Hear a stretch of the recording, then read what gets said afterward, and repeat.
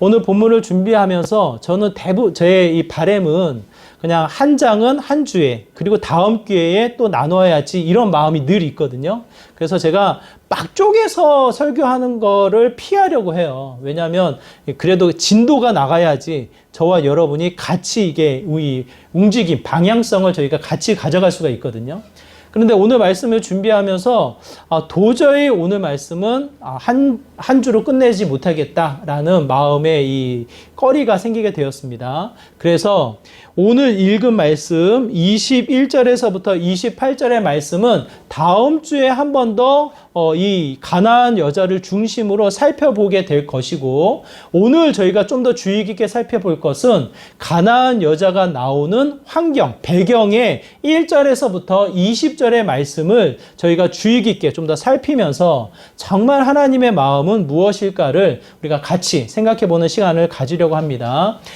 마태복음은 제가 전에 말씀드렸어요. 시간적인 배열, 이 순서가 이 시간적인 배열로 나열되어져 있는 책이 아니라 어떻게 나열되어져 있다고요? 주제별. 사건별의 어떤 시간적인 연속성을 주는 것이 아니라 이 마태를 통해서 주시고자 하는 하나님의 메시지가 이 짜임새 있게 짜여져서 오늘 마태복음이 우리에게 허락되어졌다라고 제가 표현을 드렸습니다. 시간적인 순서에 따라 마태복음 1장 1절에서부터 20절의 말씀이 배경이 된다, 그것이 아니에요. 그럼에도 불구하고 이 흐름에 따라서 예수님이 우리로 하여금 주목해서 이야기를 하는 상황을 오늘 본문을 흐름을 통해 우리가 보게 되어집니다. 22절에 보면 한 여인이 나옵니다. 그 여인이 누굽니까? 그 여인을 꾸며서 그 여인을 설명하기를 가나안 여인이다 라고 이야기를 해요. 가나안 여인이다 라고 하면서 이 한글 번역에는 빠져 있는데, 보라 가나안 여인이 라고 시작을 합니다. 이 제자들로 하여금 이 책을 읽어나가는 수많은 청중들로 하여금 우리의 시선을 끄집어 당겨서 가나안 여인을 주목해 살펴보는 메시지를 주고 있어요. 그런데 이 상황의 배경이 되는 것을 보니 누가 나옵니까? 우리가 읽지는 않았지만 배경의 인물이 되는, 마치 가나안 여인과 대조되어져서 전혀 다른 인물들이 나오게 되어지는데 1절과 2절의 말씀이 그렇습니다. 마태복음 15장 1절과 2절의 말씀 우리가 한번 같이 읽어보도록 하겠습니다. 함께 있습니다. 시작. 그때의 바리새인과 서기관들이 예루살렘으로부터 예수께 나와 이르되 당신의 제자들이 어찌하여 장로들의 전통을 범하나이까? 떡 먹는 때에 손을 씻지 아니하나이다. 뭐라고 이야기하고 있습니까? 누가 나와요? 바리새인들과 서기관. 완전히 대조되는 인물, 가나안 여인과 완전히 대조되어져서 유대인의 대표적인 인물, 바리새인과 서기관이 나오는 형태를 보게 되어집니다. 그러면서 어떠한 이슈, 어떠한 문제가 지적되어져요? 장로들의 전통, 오랜 시간의 조상들, 오랜 시간에 걸쳐서 오늘날 우리에게 주어진 전통의 문제가 언급되어지는 것을 보게 되어집니다. 이 당시에 어떠한 문제가 있었냐면 음식을 먹을 때 손을 씻는 이 문화적인 전통이 있는 거예요. 이스라엘 백성의 이 공간적인 배경, 사회적인 이 흐름의 이 배경을 우리가 생각해 보면 광야예요, 광야. 그렇잖아요. 이 먼지가 많이 날리고 모래바람이 쉽게 접해지면서 날리는 상황 속에 살아가는 게 이스라엘 백성의 모습입니다. 그러므로 이 길을 다니다가 일을 마치고 집에 돌아오면 제일 먼저 하인이 맞이하면서 뭘 합니까? 발을 씻겨줘요. 그들의 이 신발이 슬리퍼의 이 문화이기 때문에 발이 쉽게 이 오염되어지니까 가장 낮은 종이 이 발을 씻겨주는 문화가 그곳에 담겨지게 됩니다. 더 나아가 음식을 먹을 때 어떻게 됩니까? 거룩한 예배를 드릴 때 어떻게 합니까? 손을 씻는 문화가 그곳에 담겨져 있어요. 배너라든지 고대 이 배경을 가지고 있는 영화를 보면 멋지게 음식을 차려놓고 이 주인이 먹으려고 할 때 하인이 뭘 갖다 줍니까? 물이 담긴 그릇을 가져와요. 그 문화를 모르고 그것을 마시면 돼요, 안 돼요? 안 돼요. 왜요? 손을 씻는 문화이기 때문에. 요즘은 물티슈로 쉽게 손을 씻지만 물티슈가 없는 고대, 특히 유럽 문화에서도 그 문화가 그대로 이어집니다. 손을 씻고 음식을 취하도록. 왜? 먼지가 있고 이 모래바람이 쉽게 휘날리는 곳이기 때문에 발도 오염이 되지만 발도 그렇지만 손도 어떻게 돼요? 손도 쉽게 오염되어지고 더럽혀지기 때문에 음식을 취할 때는 반드시 손을 씻는 전통이 그곳에 담겨져 있습니다.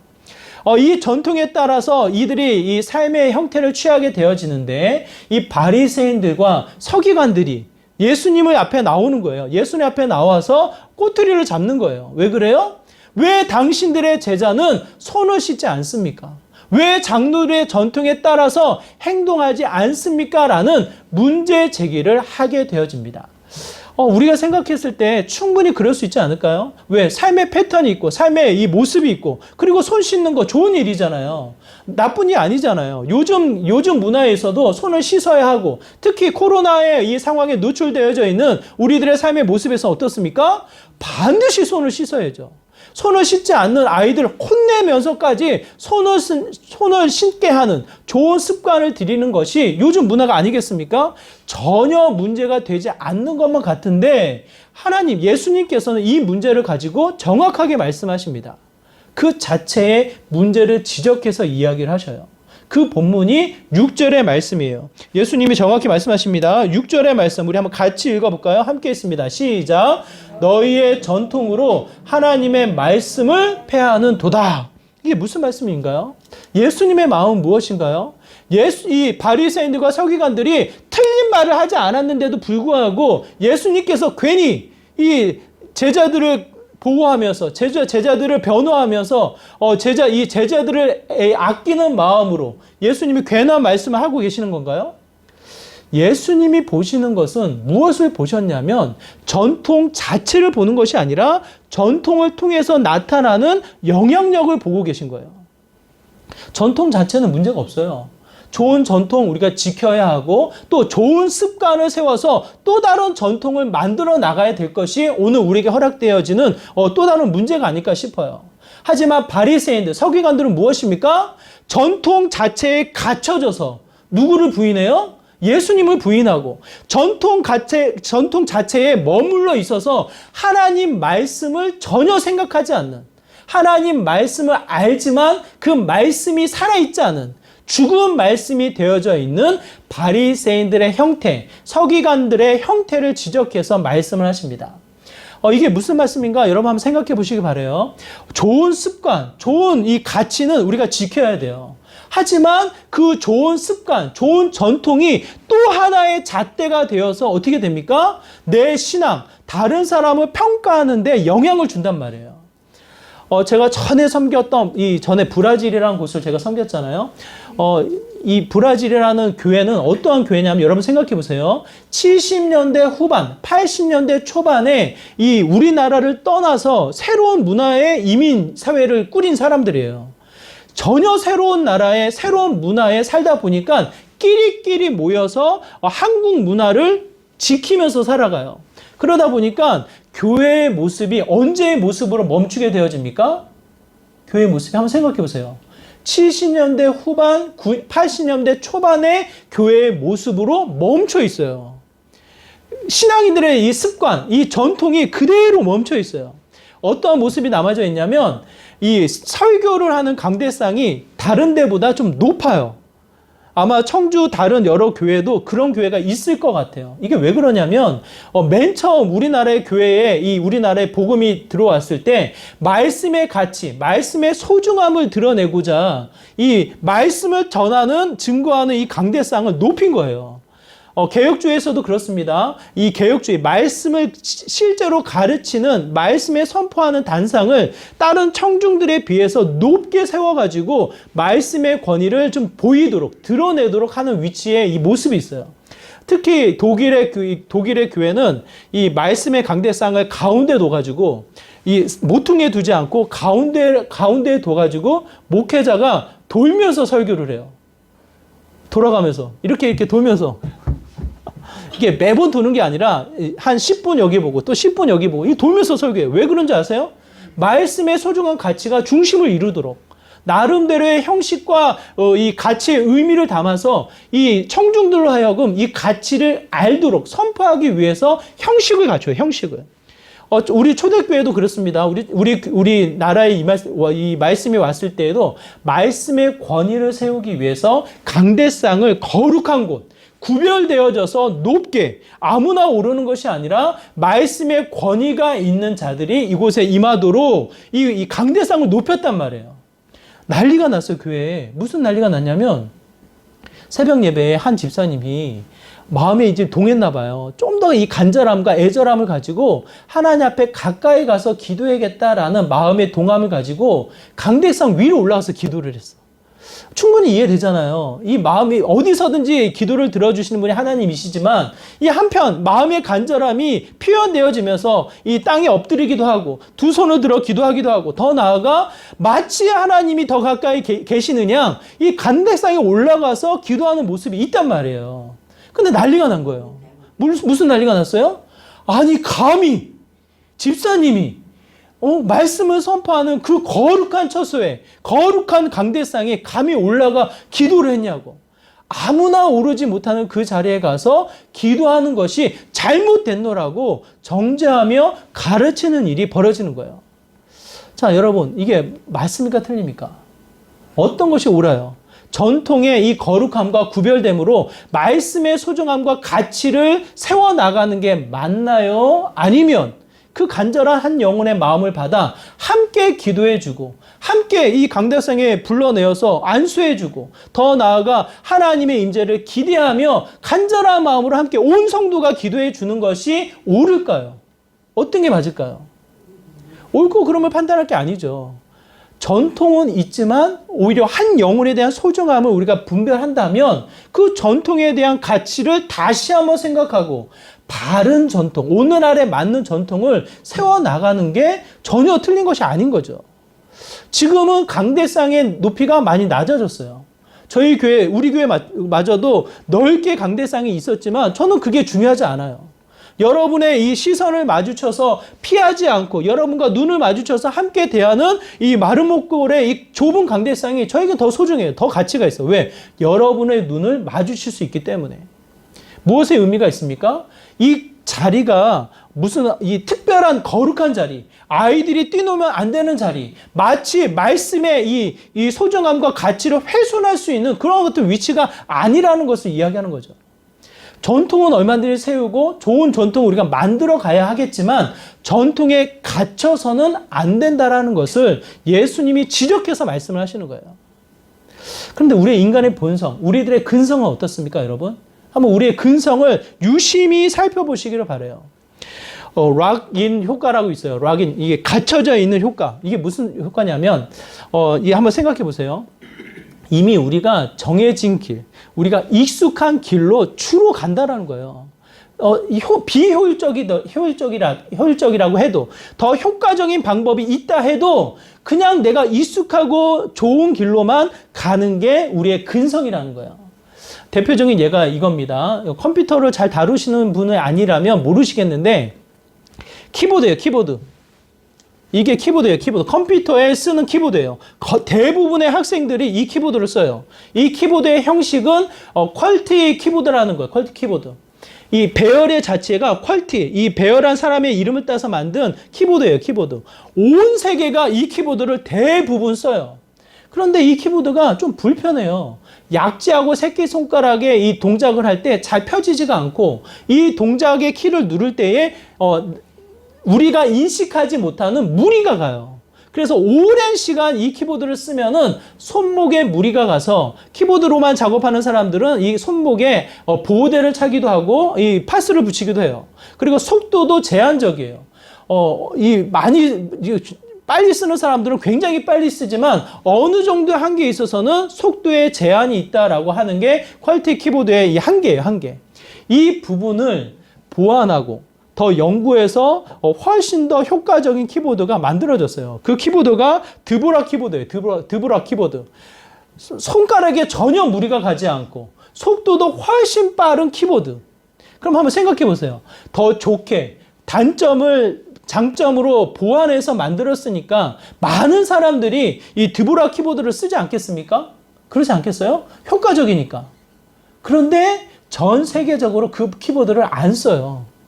왜 그래요? 이미 이 퀄티 키보드에 익숙해져가지고 새로운 키보드를 배우려 하지 않아요. 새로운 키보드를 익혀가지고 내가 쓰려고 하면 가는 곳곳의 컴퓨터에 이 설정을 다 바꿔야 돼요. 그러다 보니까 비효율적이고 오히려 더 불편하고 더 무리가 가도 익숙한 퀄티 키보드를 더 대부분 사용하는 형식을 취하게 되어집니다. 이걸 가리켜서 락인 효과라고 이야기를 해요. 락인 효과. 갖춰져 있는 거예요. 내 익숙함에, 나의 이 친근함에, 내가 너무나도 잘 알고 있는 길에 익숙해서 다른 길을 생각하지 않아요.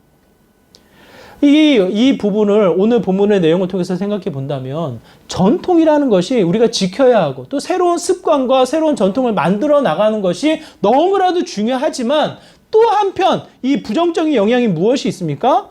그 안에 갇혀 있게 만든다라는 거예요. 여러분, 저와 여러분이 어쩌면 그와 같은 상태가 아닐까 싶어요. 그 배경을 가지고 예수님이 주목하여 보라! 가나안 여인을 가리켜서 이야기를 합니다. 가나안 여인은 전통과는 전혀 상관이 없는 여인이에요. 유대인의 전통, 이스라엘 백성의 오랜 믿음의 조상들을 통해서는 이 가나안 여인, 이름조차 언급되어져 있지 않은 이 가나안 여인은 어떻게 해요? 오늘 본문의 배경이 되어지는 개와 같이 마치 취급되어지는 전혀 인간으로 관계를 맺으며 소통하며 함께 어울려 살아가는 모습이 아니라 전혀 상관없는 또 하나의 인물, 가나안 여인으로 취급되어지는 거예요.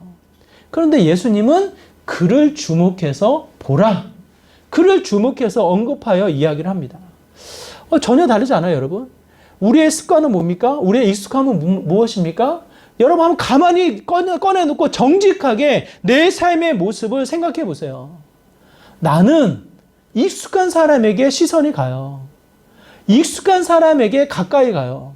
낯선 사람에게, 내가 싫어하는 사람에게, 나는 내가 원하지 않는 사람에게 어떻게 합니까? 피하며 살아가는 게 저와 여러분의 모습이라고요. 하나님은 사랑이시고 서로 사랑할 때 예수님의 제자인 것을 알 것이다 라고 우리는 고백을 하지만 우리의 삶의 모습은 어때요? 내 삶의 습관에 빠져 우리의 삶의 믿음의 형태에 빠져 어떻게 됩니까? 갇혀져 살아가는 모습이 저와 여러분의 모습인 것을 성경은 우리에게 말씀하고 있습니다. 전통 자체는 문제가 되지 않아요. 하지만 전통 자체에 멈춰서서 새로운 하나님의 일하심, 새로운 하나님의 은혜, 하나님의 가치를 완전히 상실해버리는 헛된 삶의 모습이 될 수 있다는 것을 이야기합니다. 조금만 더 구체적으로 한번 생각해 볼게요. 예수님이 그 모습을 지적해서 8절에서 이렇게 이야기합니다. 우리 8절의 말씀 우리 한번 같이 읽어보도록 하겠습니다. 8절의 말씀입니다. 함께 있습니다. 시작. 이 백성이 입술로는 나를 공경하되 마음은 내게서 멀도다. 바리새인들과 서기관들의 입장을 예수님이 정확하게 이야기하시는 거예요. 바리새인들이 이야기합니다. 부모를 공경해라. 부모님을 공경하라는 것이 하나님의 말씀이다. 하나님 가르친단 말이에요. 그러면서 하는 말이 뭐예요? 부모님을 공경하되 하나님 앞에 드리고 하나님을 섬기며 하나님 앞에 먼저 예배를 드려라. 그러면 된다. 끝이에요. 이게 맞습니까? 틀립니까? 맞아요, 틀려요. 맞는 것 같기도 하면서 뭔가 불편하기도 하고 하나님의 말씀은 어때요? 어그러짐이 없어요. 엇갈리지 않는다고요. 하나님을 섬기면서 부모를 뒤로하라 그렇게 말씀하지 않는다고요. 정확하게 하나님을 믿음과 동시에 어떻게 해요? 내 육신의 부모님을 섬기며 그 말씀을 따라 나아가는 것 가치를 가르쳐 주신다고요. 그게 나눠지질 않아요. 그 말씀을 근거해서 예수님이 하시는 말씀이 입으로만 말하고 마음으로는 어떻게 떨어져 있다. 하나님의 율법을 폐하는 자가 된다라는 것을 이야기합니다. 한번 생각해 보세요. 입으로만 떠들지 않았나? 전통, 하나님의 예배를 드리고 하나님 앞에 기도를 하고 하나님의 복음을 가치로 여기며 말씀을 보지만 입으로만 떠드는 자의 모습은 아니었나? 한번 생각해 보세요, 여러분. 한번 생각해 보세요. 저희가 아침마다 저희가 이 다니엘서를 읽게 됩니다. 다니엘서를 보면요. 너무 놀랍지 않나요? 다니엘의 이 세 친구를 통해서 하나님이 느부갓네살 왕을 완전히 새롭게 변화시키잖아요. 느부갓네살 왕의 입술을 통해서 어떻게 합니까? 하나님을 찬양케 하잖아요. 이 느부갓네살 왕이 하나님을 찬양할 때 어떻게 찬양해요? 하나님, 이 나라, 하나님의 나라가 영원할 것이라고. 하나님의 통치가 이 땅에 임할 것이라고. 느부갓네살 왕이에요, 왕. 자신의 나라가 있고, 자신의 통치가 있고, 자신의 주권이 있는 나라라고요. 그럼에도 불구하고 하나님을 찬양해요, 하나님을. 한번 여러분이 질문을 드립니다. 느부갓네살 왕이 하나님을 적극적으로 믿었습니까? 아니면 안 믿었습니까? 한번 생각해 보세요. 하나님을 찬양했는데요. 조서를 보내어서 온 백성에게 하나님을 인정했는데요. 그럼에도 느부갓네살이 안 믿었습니까? 그의 흔적을 보면 하나님을 믿지 않았어요. 문제 앞에 또 다른 지혜자들을 부르고 또 다른 이방 신들을 섬기는 또 다른 무리들을 부르면서 문제를 해결하려고 했지 다니엘이 우선순위가 아니었다고요.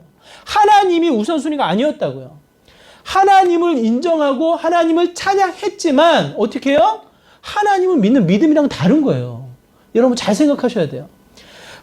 전에도 제가 말씀드렸지만 마태복음 8장에 보면 예수님이 가다라 지방에 가십니다. 전에는 우리가 살펴본 말씀이에요. 가다라 지방에 가시면서 이 마을 초입에 있는 무덤가를 지나가세요. 무덤가를 지나가실 때 마을 사람들이 묶어놓은 귀신 들린 이 사람 두 사람이 그곳에 있어요.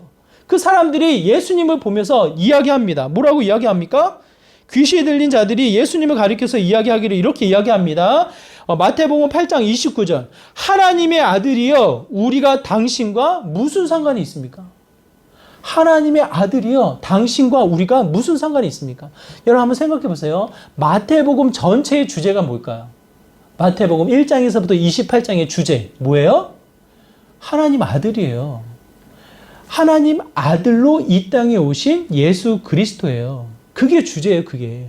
그 주제를 누가 이야기합니까? 누가 이야기해요?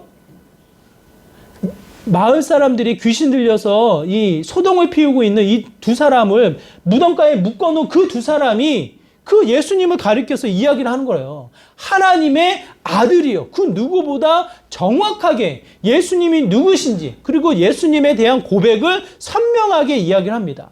하나님의 아들이요. 그 마귀가 그 귀신 들린 사람이 예수님을 믿었을까요? 안 믿었을까요? 여러분 어떻게 생각하세요? 입으로는 얼마든지 떠들 수 있어요. 입으로는 얼마든지 우리가 훈수들 수 있어요. 오늘 말씀을 준비하면서 제가 이 쪼개어서 생각을 다시 이 두 번을 나눠서 해야겠다라는 이 결단이 저의 자신으로부터 찾아오는 거예요. 왜? 목회자. 입으로 떠드는 일이 너무나도 많으니까. 바리새인들 서기관들 똑같은 입장이에요. 말씀을 가르치고 그 누구보다 몇 장 몇 절 어디에 그 말씀이 있다는 것을 철저히 연구하고 알고 있었던 서기관들 그들의 입술에 이 말씀이 있다고요. 말씀이. 그럼에도 불구하고 예수님이 정확하게 지적해서 뭐라고 말씀하십니까? 입으로는 있대 그 마음으로는 말씀이 없다고. 말씀과 멀어져 있는 상태인 것을 정확하게 지적해서 이야기를 합니다. 전통을 지킬지언정 전통에 따라서 말씀의 예배를 드릴지언정 그 마음의 신앙의 고백은 어떻게 해요? 전혀 찾아볼 수 없는. 저희가 예배를 드릴 때 교동문을 해요. 교동문을 왜 합니까? 성경에 그렇게 하라고 기록되어져 있나요? 구약과 신약의 예배의 형식, 예배의 순서가 정확하게 나열되어져 있나요? 그렇지 않아요. 종교개혁의 전통에 따라서 말씀을 읽는 거예요. 말씀의 선포도 중요하지만 온 성도가 한 눈으로 한 목소리로 말씀을 읽어 나가는 게 이 종교개혁의 전통이었어요. 한 장씩 읽었어요. 한 장씩 똑같은 목소리로 읽고 찬양하고 그리고 말씀을 더 설명해서 듣고 이와 같은 형식을 취했단 말이에요. 그것이 좀 변형이 되어서 교동문의 형식을 우리가 취하게 됩니다. 일부 예배 때는 교동문을 안 해요. 교동문을 안 하면 일부 예배는 예배가 아닌가요, 여러분? 좋은 전통을 지켜야 하고 좋은 전통을 만들어 가야 하겠지만 중요한 가치를 붙잡는 게 우리의 목적이지 형식을 붙잡는 게 우리의 목적이 아니라고요. 입으로만 떠들면서 하나님을 믿는다. 교회, 좋은 교회다. 교회 다녀야 된다. 예수님은 나의 주인이 되신다. 입으로만 떠드는 것이 중요한 것이 아니라 내 마음의 진정한 고백, 내 마음을 통해서 하나님을 인정해 나가는 삶의 형태가 그 어느 때보다 중요한 것을 이야기합니다. 야고보서 2장 19절에 이렇게 이야기합니다. 우리 한번 같이 읽어볼까요? 함께 했습니다. 시작. 네가 하나님은 한 분이신 줄 믿느냐? 잘 아는도다. 귀신들도 믿고 떠드니라. 입의 고백은 이단들도 해요. 이단들. 신천지, 안상훈 증인의 그들도 하나님 얘기해요. 하나님 이런 분이라고 얘기를 해요. 그러면서 우리를 흔들어 놓잖아요. 왜곡시켜 놓잖아요. 그 모든 일들도 하나님은 이야기를 합니다.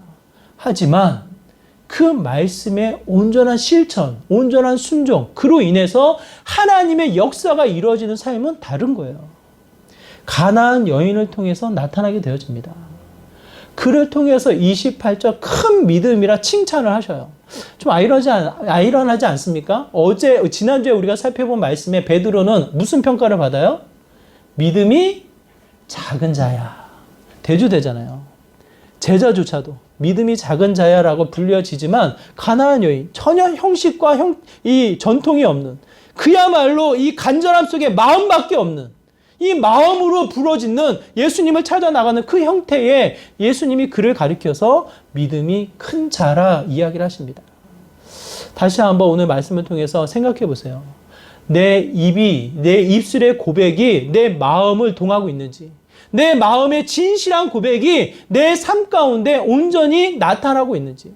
저는요, 여러분이 말씀을 많이 암송하고 많이 알고 많이 깨닫기를 원해요. 하지만 진짜 제가 간절히 기도하는 것은 한 구절의 말씀이라도, 하나의 진리라도 그것을 실천해 나가는 삶이 되기를 소망해요. 다 알지 못해도, 충분히 깨달지 못해도 만약 하나의 말씀이 울림이 있다면 그 울림을 통해 실천해 나가는 마음의 이 고백이 삶으로 나타나는 진정한 삶의 고백이 되기를 간절히 소망합니다.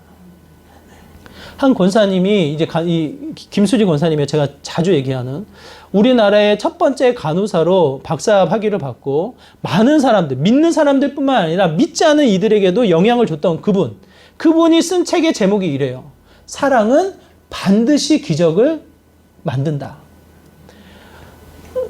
전문 지식으로 간호하고 자신의 삶의 패턴으로 이 간호하고 이 돌보는 일로 이 환자가 일어나는 것이 아니라 뭐예요? 마음의 진심 어린 사랑, 진심 어린 그 마음이 그 환자를 향한 기적을 이룬다. 본인이 경험했고, 본인이 이론으로 정리했고, 모든 이 간호사 학생들에게, 후배들에게 선포하며 가르치는 일들이에요. 그걸 통해서 논문을 쓰셨고, 그걸 통해서 박사학위를 받으셨어요. 사랑으로 기적을 만든다. 반드시 기적을 만든다. 그 안에는 예수님의 사랑이 담겨져 있습니다. 저는요, 입으로 떠드는 우리들의 모습이 아니라 진심 어린 마음에서 울려나가는 삶의 모습이 나를 바꾸고 내 옆 사람을 바꾸고 내 가족을 바꾸며 내 삶 가운데 하나님의 놀라운 역사가 펼쳐질 것을 확신합니다. 우리의 삶이 입으로만 떠드는 삶이 아니라 그냥 옆에서 훈수 두는 거 너무 쉬워요. 정말 입을 아껴서 우리의 마음의 울림으로 하나님 앞에 나아가는 믿음의 귀한 모습이 되길 바라요. 또 하나 오늘 본문을 통해서 우리가 살펴볼 수 있는 게 입으로만 그런 것이 아니라 우리의 마음의 상태를 이야기합니다. 마음의 상태. 우리의 마음의 상태를 본문에서 어떻게 이야기합니까? 11절의 말씀 한번 보실까요? 11절의 말씀입니다. 함께 있습니다. 시작. 입으로 들어가는 것이 사람을 더럽게 하는 것이 아니라 입에서 나오는 그것이 사람을 더럽게 하는 것이다. 바리새인들과 서기관이 이 꺼리를 찾았잖아요. 왜 손 안 씻냐? 더러운 손으로 왜 떡을 먹냐? 이 질문을 던졌잖아요. 그 질문의 답이에요. 그러면서 하시는 말씀이 19절, 20절 이어지는 말씀이에요. 19절, 20절의 말씀 같이 읽겠습니다. 시작. 마음에서 나오는 것은 악한 생각과 살인과 간음과 음란과 도둑질과 거짓 증언과 비방이니 이런 것들이 사람을 더럽게 하는 것이요. 씻지 않는 손으로 먹는 것은 사람을 더럽게 하지 못하느니라. 마음의 진심 어린 마음으로 주님 앞에 나가야 하죠. 정직하게 내 마음을 보세요. 내 상태를 여러분 정확하게 진찰을 하시라고요. 우리의 마음의 상태가 어떻습니까? 온갖 거짓과 이 속임수, 온갖 죄에 이 물들여져 있어서 이렇든 저렇든 뭐예요? 팔은 안으로 굽어요. 손해보기 싫어해요. 내 유익, 우리 공동체의 유익, 그래도 내 자신의 어떤 명예, 누가 좀 바라봐 주기를 주목받는 그 자세를 너무나도 소중히 여긴단 말이에요. 그러다 보니까 하는 말들, 하는 행동들이 그냥 순수한 말씀의 반응이 아닌 뭡니까? 상대방을 정죄하고 상대방을 비난하고 상대방의 어떠한 이 흠집을 더 크게 드러내고자 하는 우리들의 이 죄의 근성이 꿈틀꿈틀 거려요. 이거는 여러분을 향한 메시지가 아니라 저에 대한 메시지예요. 저에 대한 메시지. 제 자신이 그래요. 제 자신이. 이번 주 뭐가 있었냐면 정수기를 바꿔야 돼요. 정수기. 저는 바꿀 생각이 전혀 없어요. 전혀 생각도 안 했고 계획도 없었어요. 근데 아마 계약이 지나서 바꾸면 좋은가 봐요. 그 분의 말은 그래요. 저한테 하는 말이. 똑같은 가격이면 이왕이면 좋은 거 쓰셔야죠. 이거예요. 논리가. 어때요, 여러분? 같은 가격이면 좋은 거 써야죠. 어때요, 여러분? 맞아요, 틀려요? 맞아요, 틀려요? 맞잖아요. 제가 그 말에 한 주가 다 갔어요. 같은 가격이면 좋은 거 써야지. 하다 보니까 5,000원 주면 더 좋은 거 쓰네? 5,000원 더 주면 더 좋은 거 쓰네? 라고 하면서 생각에 꼬리에 꼬리를 물면서 시간이 훅 지나가 버려요. 그래서 또 한 번 제자리로 와서 저를 바라보니까 같은 가격이면 새 거 써야지가 아니더라고요. 그렇지 않아요, 여러분?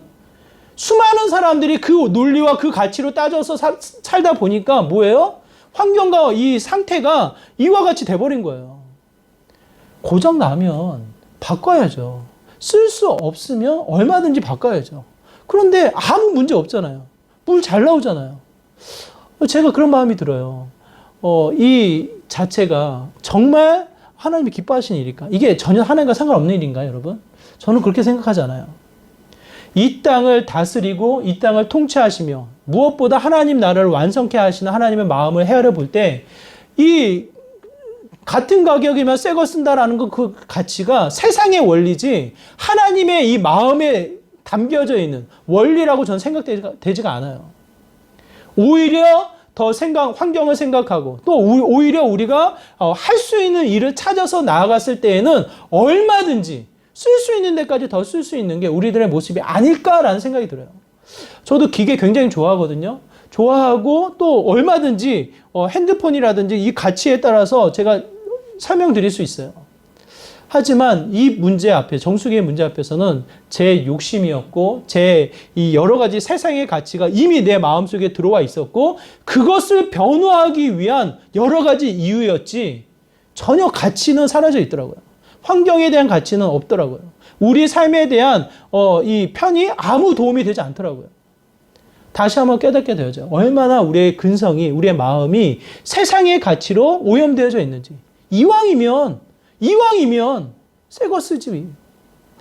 바울이 이와 같이 고백합니다. 디모데전서 1장 15절의 말씀 뭐라고 고백합니까? 죄인 중에 괴순이라. 죄인들 중에서도 가장 큰 죄의 상태. 죄인들 중에서도 우두머리처럼 가장 큰 죄의 상태가 나다. 저는 바울의 고백이요. 그냥 말로만 혹은 겸손한 자신을 낮추는 자세의 모습. 저는 그렇게 생각하지 않아요. 진정한 정직한 자신의 신앙의 고백에 담겨진 이 신앙의 고백이라고 저는 생각을 해요. 저 여러분에게 어떤 이 겸손, 낮아짐 그 자세를 이야기하는 거 아닙니다, 여러분. 저와 여러분의 마음의 상태를 생각해 보세요. 그 세상 누구와 견주어서 나는 괜찮다 말할 수 있겠냐고요. 똑같은 마음의 상태. 예수님이 이 상태를 지적하셔서 말씀하시는 거예요. 입으로 들어가는 게 더러운 것이 아니라 우리의 마음의 상태에서 나오는 말, 우리의 마음의 상태에서 나오는 행동의 거리들, 우리의 삶의 행동의 방식들이 오히려 더러운 것들이 너무나도 많다라는 것. 그것을 정확하게 지적해서 바리새인들과 서기관들로 하여금 알게 하시는 거예요. 제자들로 하여금 주목하게 하시는 거예요. 저는 그 메시지를 저와 여러분이 함께 받기를 원해요. 세상은 탓할 거 없어요. 세상이 유스트면 서로 비난하죠. 서로 잘났다고 이야기하죠. 제가 교회 안에서 뭔가 회의를 하잖아요. 이 문제 저 문제 막 지적해요. 이래서 안 됐고 저거서 안 좋고 이래저래 막 얘기를 해요. 그래서 제가 질문을 던져요. 그래서 어떻게 하면 좋을까요? 그러면 누가 하면 좋을까요? 질문을 던져요. 그 질문 앞에서는 그 누구도 답하지 않아요. 제가 수많이 경험을 했어요. 훈수 두는 거, 남을 지적하는 거, 뭔가의 문제를 파악해서 분석하는 거 너무 잘해. 하지만 그 문제의 이 답, 그 문제의 이 해결점으로 본인이 나서려고 하는 것은 다 멈춰버려요. 제가 그 앞에 굉장히 많은 고민을 했어요. 이게 뭔가? 정말 하나님이 원하시는 신앙인은 어떠한 모습일까? 많은 생각을 하게 되어져요. 세상 저는 탓하고 싶지 않아요. 그 누구를 핑계하고 싶지 않아요. 제 자신이 해야 할 일을 내가 지금 하고 있는가? 내 마음의 정직한 대로. 성령 하나님은 멈추지 않잖아요. 성령 하나님은 지금도 일하시면서 우리에게 분명한 메시지를 주시잖아요. 그렇지 않나요, 여러분? 우리가 해야 할 바를 하나님은 알게 하셔요. 그 마음의 메시지 앞에 우리는 어떻게 반응하고 있는가? 다시 한번 돌아볼 때 그 누구도 자신할 수 없는 우리의 연약한 모습인 것을 고백하게 되어집니다. 제자들의 모습이 그래요. 오늘 본문에 보면 제자들의 모습이 그렇습니다. 12절의 모습 한번 볼까요? 제자들의 모습입니다. 함께 읽겠습니다. 시작. 이에 제자들이 나와 이르되 바리새인들이 이 말씀을 듣고 걸림이 된 줄 아시나이까? 이게 무슨 말입니까? 예수님의 전체적인 흐름이 바리새인들과 서기관을 향해서 좋은 말을 하고 있어요. 잘못된 걸 지적하고 있어요. 전체적인 분위기 그렇잖아요. 입으로만 떠들고 있다. 그들의 마음의 상태가 오히려 더 더러운데 들어가는 것에 대해서 잘못 지적하고 있다. 이렇게 이야기하고 있는 거잖아요. 그 전체적인 분위기를 보고 제자들이 묻는 거예요. 아니 예수님 그러지 않아도 바리새인들이 서기관들이 예수님을 못마땅하게 여기는데 우리들을 가리켜서 여러 가지 이 계획을 세워서 우리를 잡으려고 하는데 그들을 향해서 이렇게 얘기하시면 어떡합니까? 그들의 마음에 걸림이 돼요. 그들의 마음에 이렇게 더 돌을 던져서 이 문제를 더 크게 만들어야 하겠습니까? 이게 이 제자들의 마음인 거예요. 여러분, 이해되십니까? 예수님은 기껏 온전한 가치, 전통에 매이는 것이 아니라 온전한 가치를 붙잡고 더 새로워질 것을 우리에게 요구하고 계신데 제자들의 형태는 어때요? 눈치를 보고 있는 거예요. 바리새인들의 서기관들의 눈치를 보면서 머물러 있는, 앞으로 나가지 못하고 쪼그라들고 있는 이 제자들의 형태를 이야기합니다. 우리 읽진 않겠지만 15절 16절에 보면 도저히 모르겠다고 좀 가르쳐 달라고 예수님 앞에 요청을 하고 있어요. 아직도 모르겠냐라고 하며 예수님이 가르쳐 주십니다. 마지막 예수님이 십자가 달려 죽으시기 직전에 제자들의 상태가 어떻습니까? 3년의 공생애 동안 예수님을 만나고 예수님과 함께 행동을 했지만 제자들의 형태는 뭐예요? 누가 높은 자리에 오를 것이냐? 서로 싸우잖아요. 무지함 속에, 미련함 속에 세상의 가치에 매여서 서로 싸우며 다투어 나가는 형태를 보게 되어집니다. 초대교회의 모습을 보면 헬라인과 히브리파가 생겨요. 자연스럽잖아요. 고향이 다르니까, 살아온 배경이 다르니까 한 교회, 한 공동체에 모이면 히브리파, 헬라파가 뭐예요? 우리 교회는 충청도 지역의 분들이 대부분이지만 어떤 교회 가면 전라도파, 경상도파가 서로 긴장하며 싸우는 교회도 있다고 하더라고요. 마치 그런 모습처럼 헬라파와 히브리파가 모여가지고 서로 긴장하며 싸우는 거예요. 구제를 할 때 왜 우리는 적게 주냐? 우리는 왜 많이 주냐? 이러면서 긴장의 싸움의 터가 생기는 거예요.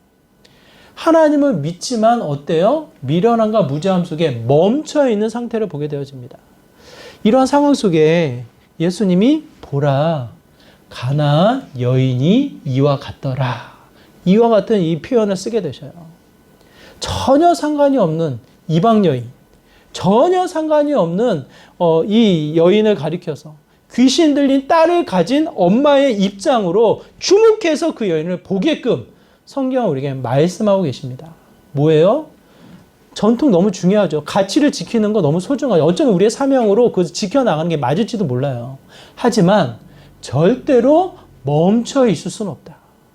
늘 깨어. 말씀에 늘 깨어. 주님의 인도하심에 늘 깨어. 성령의 충만함에 늘 깨어. 어떻게 합니까? 전진해 나아가는 믿음의 모습이 되어야 한다는 것을 성경 우리에게 말씀하고 계십니다. 멈춰 있는 거예요. 멈춰 있는 거. 전통에 갇혀 있는 거예요. 여러분의 삶의 패턴에 멈추지 않기를 바라요. 반드시 그 안에 갇혀져 있으면 뭡니까? 입으로만 얘기해요. 내 마음은 병들어 있어요.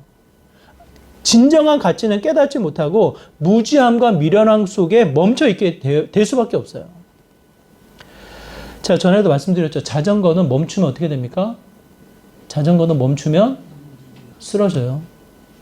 멈추면 쓰러져요. 자동차 네 발로 서 있으니까 괜찮을 것 같죠. 고속도로에서 이 자동차가 멈추면 어떻게 됩니까? 사고 납니다. 주차장에 잘 파킹해 놓고 안 움직이고 1년 지나면 괜찮나요?